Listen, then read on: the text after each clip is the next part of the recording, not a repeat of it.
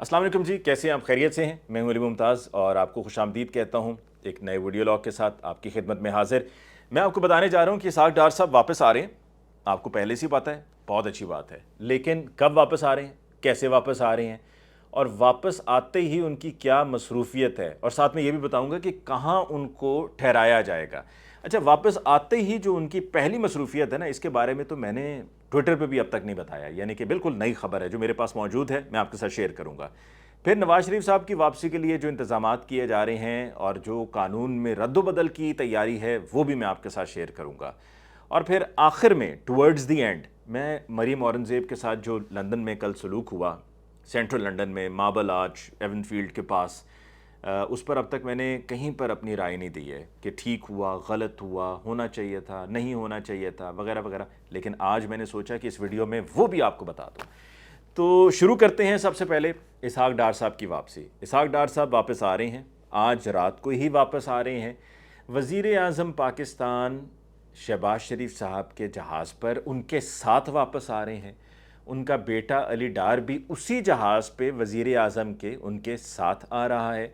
और पाकिस्तान वापस पहुंचते ही वज़ीर आज़म हाउस इस्लामाबाद में उनका कमरा बुक हो गया है। वो कोई होटल नहीं है कि वहाँ पे बुकिंग शुकिंग होती हो, लेकिन उनका कमरा एक रिजर्व्ड है कि तैयार श्यार करके रखें, इसहाक डार साहब वापस आ रहे हैं वज़ीर ख़जाना। अभी उन्होंने वज़ीर ख़जाना का आकर हलफ उठाना है, लेकिन आते ही उनकी पहली मसरूफियत क्या है ज़रा बूझ लीजिए क्या होगी। जी हाँ, उनकी पहली मसरूफियत है कि कल सुबह 9:30 बजे एहतसाब अदालत में वो पेश होंगे, और ये आते ही उनकी पहली मसरूफियत है।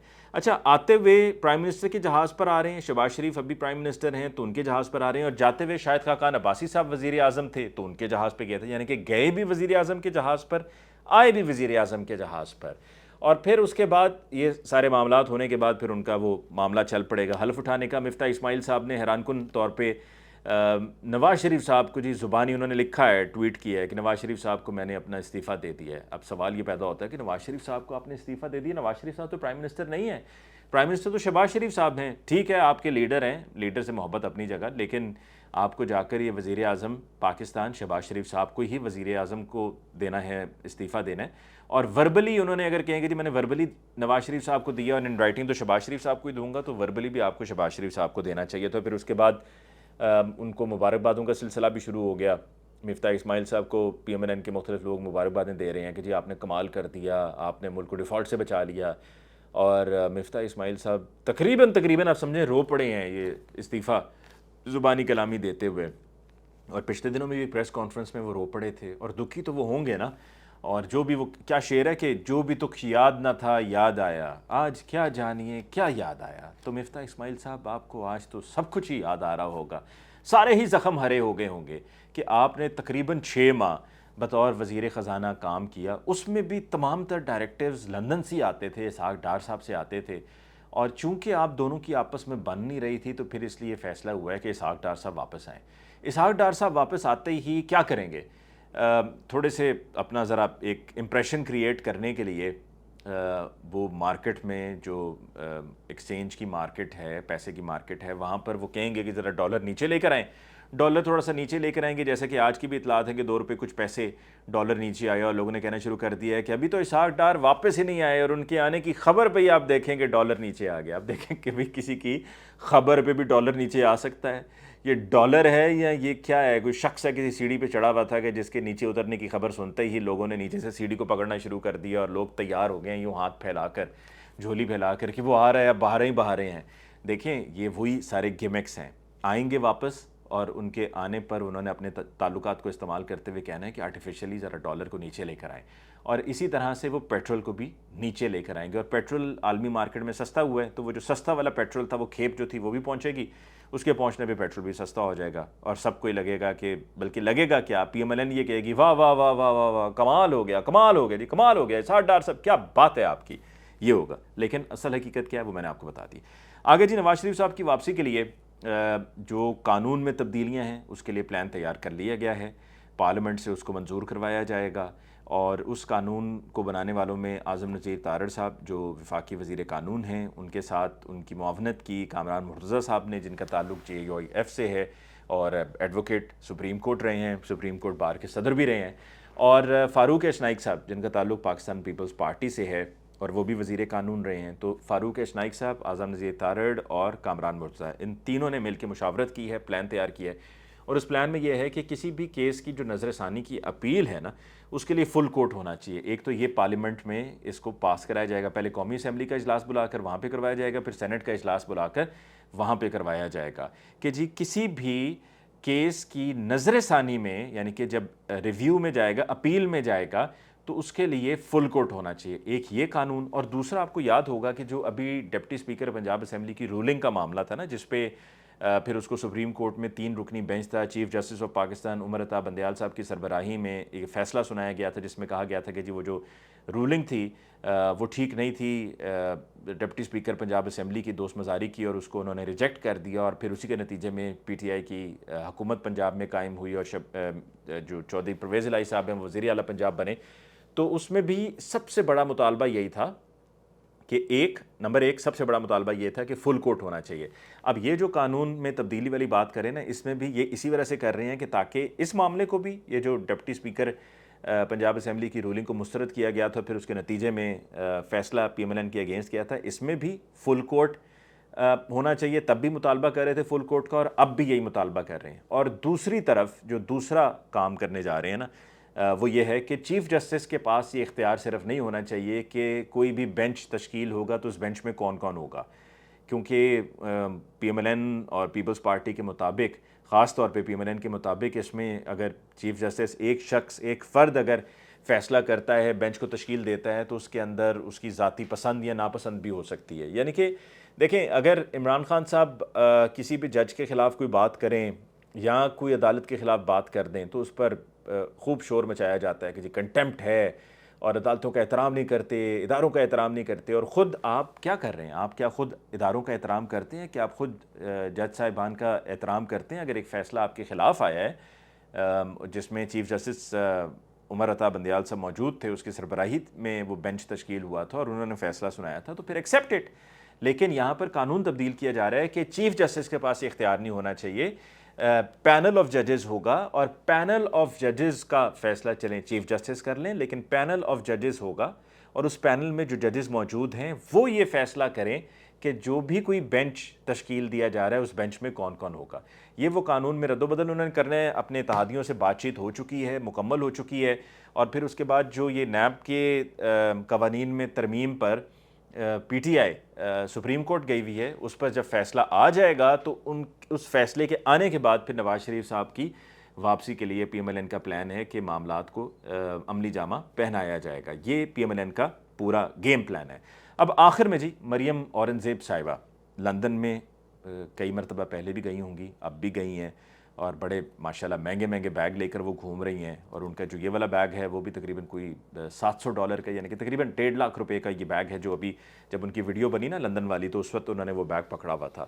اور پھر اس سے پہلے بھی اطلاعات یہی ہیں کہ جی انہوں نے جا کر نیو یارک میں، جب ابھی یہ اقوام متحدہ کے اجلاس پہ گئے ہوئے تھے، نیو یارک میں مینہٹن میں، یعنی کہ سینٹر آف نیو یارک میں 5th ایونیو پہ سٹور ہے سیکس کے نام سے، بہت بڑا سٹور ہے، اور اس سٹور سے بھی انہوں نے ٹھیک ٹھاک شاپنگ کی ہے، ہینڈ بیگز خریدے ہیں، اور لاکھوں کے، اور کچھ تو یہ کہہ رہے ہیں جی کروڑوں کی وہاں سے شاپنگ کی گئی ہے، اور سیکس سٹور 5th ایونیو پہ۔ پھر اس کے بعد میسیز ہے، وہ بھی بالکل مینہٹن میں ہے، سینٹر میں ہے، اور بڑا پاپولر سٹور ہے، اور کئی منزلہ عمارت ہے میسیز، اور اس میں مختلف اندر کاسمیٹکس بھی ہیں، گراؤنڈ فلور پہ سارے کاسمیٹکس وغیرہ کا سیکشن ہے، پھر اوپر اسی طریقے سے کپڑوں کی شاپس ہیں اور دیگر اور اس طرح کے آئٹمز ہیں، کافی اس کی سٹوریز ہیں۔ وہاں میسیز سے جا کر، جس میں میرا خیال میں مارکس اینڈ اسپینسر وغیرہ کا بھی سامان وہاں پہ موجود، تو مطلب تمام برانڈز وہاں پر میسیز میں موجود ہیں، وہاں سے بھی خریداری کی ہے مریم اورنگزیب صاحبہ نے۔ اور مریم اورنگزیب کو بہت زیادہ کرٹیسائز کیا گیا ہے کہ جی انہوں نے وہاں پر اتنا خرچہ کیا ہے اور یہ لوٹا ہوا پیسہ ہے، اور یہاں پر تو کہتے ہیں کہ جی پورے 2000 دیں گے ہم لوگوں کو اضافی، اور وہاں پر آپ یہ لاکھوں کی شاپنگ کر رہے ہیں۔ اور پھر لوگوں نے وہاں پر ویڈیو بناتے ہوئے کہا کہ جی جا کر ماربل آرچ، جو مہنگا ترین علاقہ ہے، مطلب ایجویر روڈ کے بالکل کارنر میں جو پہلا ایریا ہے وہ ماربل آرچ کا ہے، پھر اس کے بعد آگے بانڈ اسٹریٹ ہے، آکسفورڈ سرکس ہے، پکیڈلی سرکس ہے، یعنی کہ سینٹرل لنڈن مہنگا ترین علاقہ ہے۔ وہاں پر یہ کافی پی رہی تھیں، لوگوں نے ان کی ویڈیو بنائی، بڑا اعتراض کیا۔ اور پھر اس پہ ہم نے دیکھا کہ عظمہ بخاری صاحبہ نے جو میٹروپولیٹن پولیس ہے لندن کی اس کو ٹیگ کرتے ہوئے انہوں نے کہا کہ جن کے خلاف ایکشن لیا جائے، انہوں نے مریم اورنگزیب کو ہراس کیا. پھر پی ایم این این کے مختلف لوگوں نے بھی عطا طاہر اور سب نے کہا کہ جی یہ دیکھیے کہ مریم اورنگزیب صاحبہ کو کس طریقے سے وہاں پر ہراساں کیا گیا اور ایک خاتون پر اس طرح کے جملے کہے گئے ہیں، ان کو گالیاں دی گئی ہیں اور ان کی زندگی کو خطرہ ہے. اور انہوں نے شہباز شریف صاحب نے بھی بلکہ ٹویٹ کیا، انہوں نے ٹویٹ کر کے مریم اورنگزیب صاحبہ کو کہا کہ آپ نے بڑے تحمل سے وہاں پر صبر کا مظاہرہ کیا اور آپ نے کوئی آگے سے بات نہیں کہی. خیر یہ تو بات درست ہے کہ انہوں نے آگے سے کوئی ایسی بات نہیں کہی، کیونکہ اگر کہتی تو معاملہ اور فلیئر اپ ہوتا. بس ہلکی پھلکی چٹ چیٹ ہوئی کافی شاپ کے اندر، لیکن سڑک پہ جب وہ گزر رہی تھی ماسک لگایا ہوا تو لوگ اس وقت بھی بہت بہت کچھ کہہ رہے تھے، لیکن انہوں نے آگے سے نہیں کہا. جس طرح احسن اقبال صاحب نے یہاں پر کہا نا، تو احسن اقبال صاحب کو تو جو کہنے والے تھے ان کو تو پھر پکڑ دکڑ کے ان سے پھر خاص طور پہ ان کو نارووال لے کر جایا گیا تھا کہ جاؤ جا کر وہاں پر بیٹھ کے سامنے معافی مانگو. تو انہوں نے احسن اقبال صاحب سے معافی مانگی تھی. جو مدینہ منورہ میں ہوا تھا وہ بھی آپ جانتے ہیں، لیکن یہ لندن ہے، یہاں پر لوگوں کو اپنے رائٹس کے بارے میں پتہ ہے اور لوگ اپنے رائٹس کو استعمال کرتے ہیں. اور یہ سب کچھ کہنے والی خواتین تھی خود، یعنی کہ اگر کوئی مرد ہوتے تو پھر تو بڑا زبردست کیس بنتا تھا کہ پی ٹی آئی خواتین کے حقوق میں خواتین کا احترام نہیں کرتی، خواتین کو دیکھیے اس طرح سے گالیاں وہاں پر دی گئی ہیں خاتون کو. اور پھر یہ بھی جملہ چلنا تھا کہ ڈرتے ہیں ایک نہتی لڑکی سے، جو مریم نواز شریف صاحبہ بھی کہا کرتی تھی نا کہ جی ڈرتے ہیں بندوقوں والے ایک نہتی لڑکی سے. کیا کیا کچھ لوگ بھول گئے ہیں. میں حیران ہوتا ہوں کئی مرتبہ کہ یہ جملہ بھی مریم نواز شریف صاحبہ کی طرف سے کہا جاتا تھا کہ ڈرتے ہیں بندوقوں والے ایک نہتی لڑکی سے. وہ ایک نہتی لڑکی کون ہے اور بندوقوں والے کس کو کہا جا رہا ہوتا تھا سب جانتے ہیں بڑی اچھی طرح سے، ہر کسی کو سمجھ ہے. تو مریم اورنگزیب صاحبہ کے ساتھ جو ہوا دیکھیں، وہ آپ کو جو ہے نا، جو آپ بیج بوتے ہیں نا، ٹھیک ہے، وہی آپ کو ریٹرن میں ملتا ہے. یعنی کہ جو آپ نے بویا وہی آپ نے واپس پایا. Social you rape. سو یہ وہی ہو رہا ہے کہ جب یہاں پر پاکستان میں مریم اورنگزیب صاحبہ پی ٹی آئی کی خواتین کو لے کر اور پی ٹی آئی کی لیڈرشپ کو لے کے طرح طرح کے جملے کہتی ہیں اور ان کو بڑا بڑا کچھ کہا جاتا ہے اور لوگ اس پر وہ سنتے ہیں، برداشت کرتے ہیں، پھر ظاہری بات ہے ریاکشن تو آئے گا. جب حکومت کو اس طریقے سے گرایا جائے گا تو پھر ریاکشن تو آئے گا. آپ اخلاقیات کا درس دے رہے ہیں، اگر آپ اخلاقیات کی بات کرتے ہیں، اگر آپ مورلز کی بات کرتے ہیں تو پھر مورلز میں تو بہت کچھ ہے. مورلز میں تو یہ بھی تھا کہ اسحاق ڈار صاحب بھی علاج کے لیے گئے تھے برطانیہ، واپس نہیں آئے جب تک یہ نیب قوانین میں ترمیم کی وجہ سے ان کو جو ہے وہ فیلڈ اوپن پلینگ فیلڈ یا لیول پلینگ فیلڈ جو نواز شریف صاحب نے پچھلے دنوں میں کہا جی ان کو جی موقع مل گیا واپس آنے کا، ورنہ وہ واپس ہی نہیں آ رہے تھے. انہوں نے بلکہ آپ کو یاد ہے وہ مختلف انٹرویوز میں بھی انہوں نے کہا کہ جی میرے بیک کا مسئلہ ہے، سروائیکل کا انہوں نے کہا کہ مسئلہ ہے. تو اسحاق ڈار صاحب واپس نہیں آئے جب تک ان کے لیے رستہ قانونی طور پہ ہموار نہیں ہوا. وہ گئے اسی وجہ سے کہ ان کو یہاں پہ گرفتار ہو جانا تھا، اس وجہ سے وہ چلے گئے.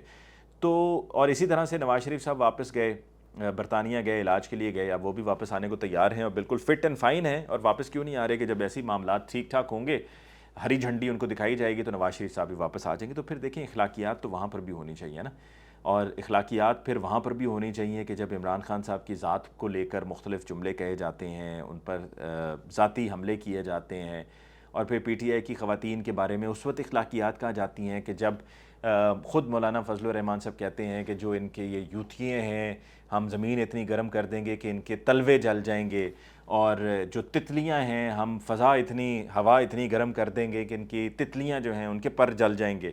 تو اس وقت اخلاقیات کہاں جاتی ہے؟ اس وقت آپ اپنی اخلاقیات کو بھول جاتے ہیں. آپ کی اخلاقیات صرف کیا تب زندہ ہوتی ہے، تب جاگتی ہے کہ جب مریم اورنگزیب صاحبہ کو، جو خاتون ہونے کے ناطے میں ان کا احترام کرتا ہوں، لیکن دیکھیں جیسے کہ میں نے کہا ہے کہ آپ جو بو رہے ہیں نا وہی واپس ریٹرن میں آ رہا ہے. آپ نے لوگوں کی برداشت کا جو حد تھی وہ پار ہو گئی ہے، ایگزاسٹ ہو گئی ہے، ٹھیک ہے، صبر کا پیمانہ لبریز ہو گیا ہے. تو پھر لوگ تو ریاکٹ کریں گے. ریاکٹ کیوں نہ کریں؟ بولنا جانتے ہیں، سمجھتے ہیں، ان کے حقوق کا انہیں پتہ ہے، ان کو پتہ ہے کہ کیا صحیح ہے کیا غلط ہے. آپ اوورسیز پاکستانیز کے ووٹنگ رائٹ بھی چھین لیں اور پھر اس کے بعد آپ ایکسپیکٹ کریں کہ وہ آگے سے کچھ بھی نہ کہیں. تو لہٰذا یہ جو عورت کارڈ ہے اس کو کھیلنے کے بجائے تھوڑا سا سوچ کے بیٹھ کے سوچنے کی ضرورت ہے. اور دوسری طرف بڑا پن یہی ہوگا کہ اگر آپ کی نظر میں جو ہوا مریم اورنگزیب صاحبہ کے ساتھ وہ غلط ہوا، نہیں ہونا چاہیے تھا. میری نظر میں تو خیر وہاں پر ایک تماشا کریٹ ہوا تھا سینٹرل لنڈن میں، سب دیکھ رہے تھے کہ کیا ہو رہا ہے، پاکستان کی بات ہو رہی ہے کہ she is a thief and she is from Pakistan, یہ باتیں کہی جا رہی تھی، مجھے بڑا دکھ ہو رہا تھا. تو اگر وہ سمجھتے ہیں کہ یہ جو کرنے والے تھے انہوں نے غلط کیا تو پی ایم ایل این کو اس کے رد عمل کے طور پہ کچھ نہیں کرنا چاہیے، بیکاز اگر آپ بھی وہی کر رہے ہیں تو پھر اس کا مطلب آپ انڈورس کر رہے ہیں، آپ کی نظر میں وہ ٹھیک تھا۔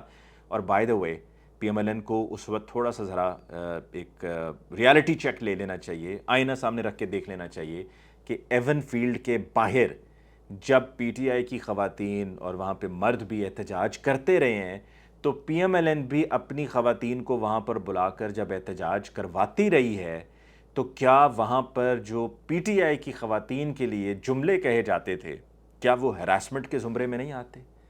کیا وہ سب ٹھیک تھا؟ کیا وہ اخلاقیات میں بھی ٹھیک ہے؟ کیا وہ اخلاقیات کے دائرے میں آتا ہے؟ خود سوچئے، بی فیئر اباؤٹ اٹ۔ اس کے ساتھ ہی جی مجھے علی ممتاز کو اس ویڈیو سے دیجیے اجازت، انشاءاللہ آپ کی خدمت میں پھر حاضر ہوں گا۔ اللہ نگہبان۔